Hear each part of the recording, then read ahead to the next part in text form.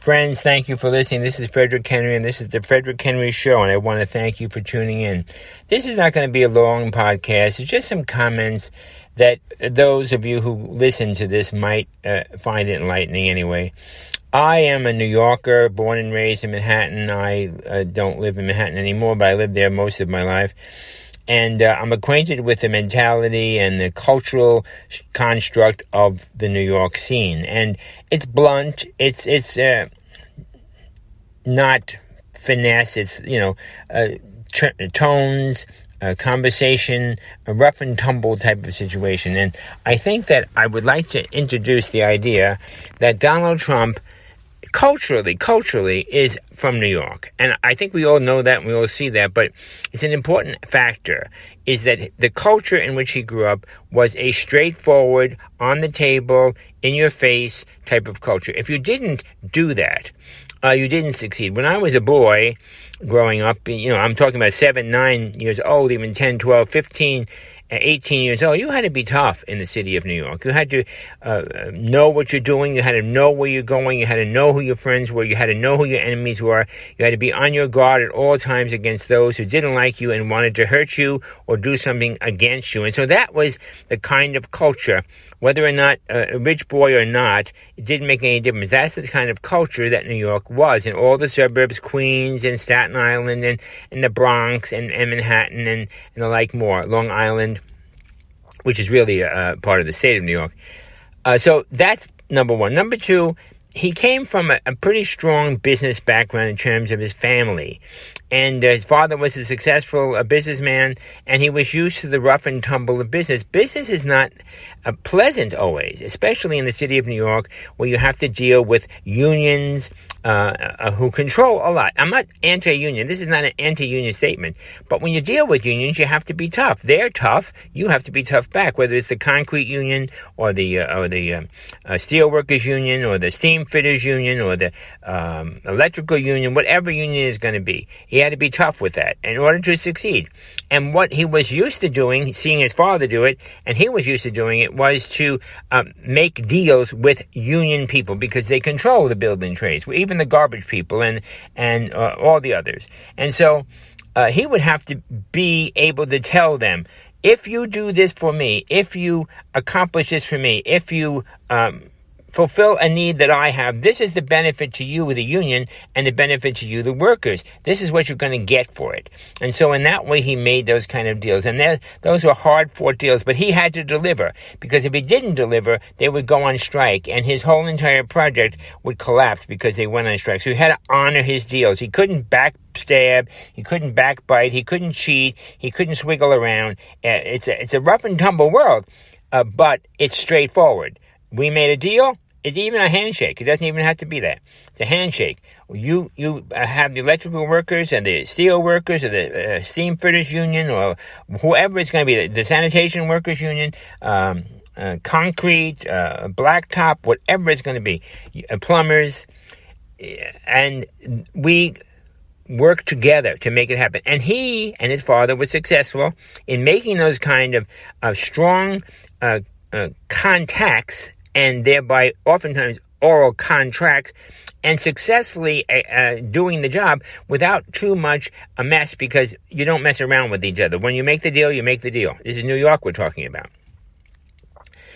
And also, Donald Trump is used to, as a businessman, don't forget, he's not 20 years old. The man is, for 50 years, he worked in business. Now, when a man in business goes to his backers, to his bankers, to his stockholders, and the rest of these people, he can't say we all the time or us all the time. Because if he says that in that kind of a context, he's talking about who they would say to him, right? What do you mean we? What do you mean we?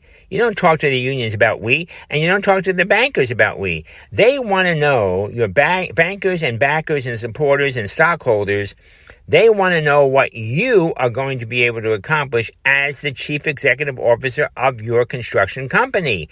They don't want we. They expect you correct answer, and if they believe in you to lead, and if they believe in your management style, and if they see your success, and if they see that you accomplish what you said you will accomplish at even a better price or a better quality or a better whatever than otherwise, they will back you more and more and put more and more money into the projects that you want. So there was no we. For 50 years of Donald Trump's business life, it wasn't we, it was I.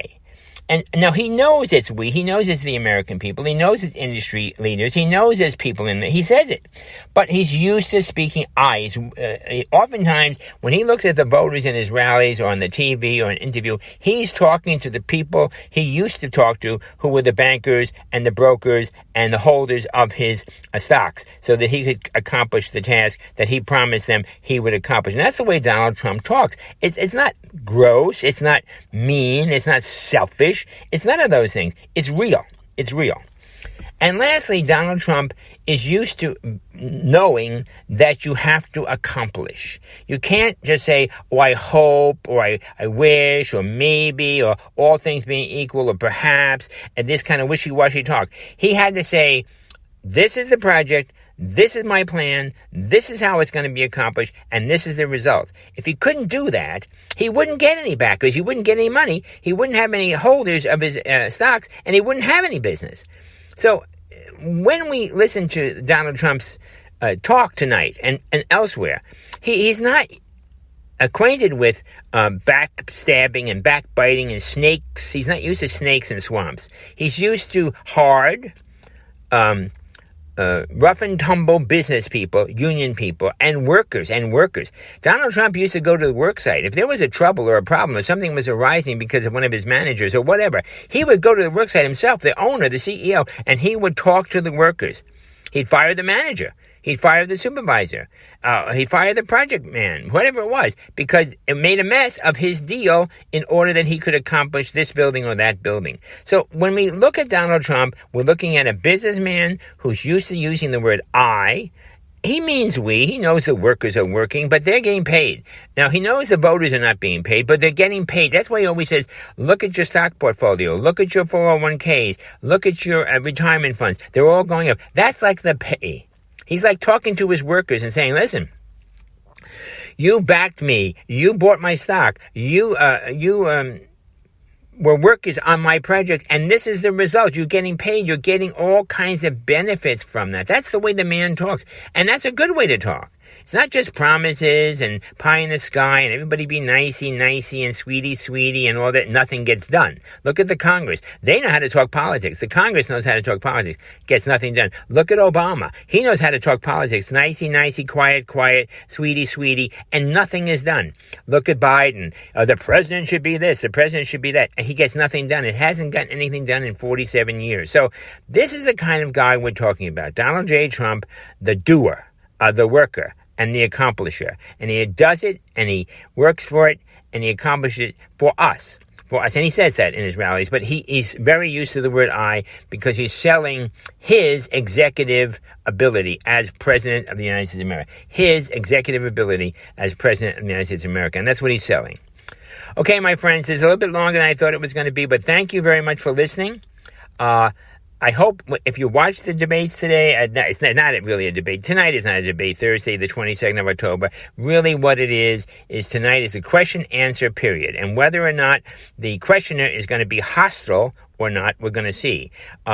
Lesley Stahl, in the 60 Minutes interview, was obviously hostile person. But Donald Trump answered to the best of his ability, and then when he had enough of her hostility, then he just cut it off. And he's the President of the United States. He can do that.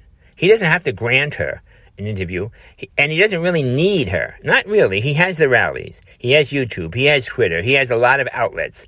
So it used to be that if the President of the United States granted you an interview, Obama, Clinton, etc., they were all in a big sweat of happiness and joy because they were one of the people who got a chance to talk to President Clinton, or one of the very, very special people who got a chance to talk to Barack Obama.